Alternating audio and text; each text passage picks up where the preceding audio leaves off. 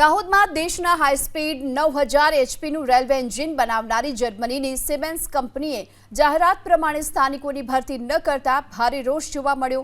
દેશના high speed 9000 એચપીનું engine બનાવવાનું કારખાનું જર્મનીની સિમેન્સ કંપની દાહોદમાં નાખતા સ્થાનિક લોકોને રોજગારી મળશે તેવી જાહેરાત કરાઈ હતી, પરંતુ આ કંપની શરૂ થયા બાદ પણ સ્થાનિકોને હજુ સુધી અહીંયા નોકરી નથી મળી, જેથી સોમવારે એક સાથે 4450 જેટલા બેરોજગાર યુવક અને યુવતીઓ ઉમટી પડ્યા। ભીડ જોઈ આરપીએફના બંદોબસ્ત ગોઠવવામાં આવ્યો હતો, તો કંપનીના એચઆર ડિપાર્ટમેન્ટે કારખાનાના ગેટ પર આવી જિલ્લાના બેરોજગાર યુવક યુવતીઓના બાયોડેટા રિસીવ કર્યા। આ મુદ્દે કોંગ્રેસને સરકારને ઘેરવાનો મોકો મળ્યો। કોંગ્રેસે કહ્યું કે આ દ્રશ્યો જ દેખાડે છે કે રાજ્યમાં બેરોજગારીનો આંક ખૂબ જ વધ્યો છે।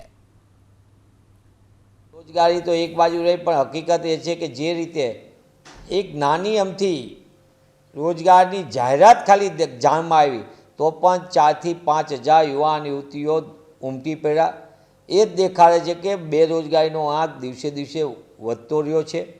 સરકાર વાઇબ્રન્ટ ગુજરાતના નામે કરોડો અબજો રૂપિયાના રોકાણની વાત કરે, કરોડો રોજગારીના સર્જનની વાત કરે, હકીકતમાં દેશની અંદર 45માં સૌથી ઊંચો બેરોજગારીનો દર છે।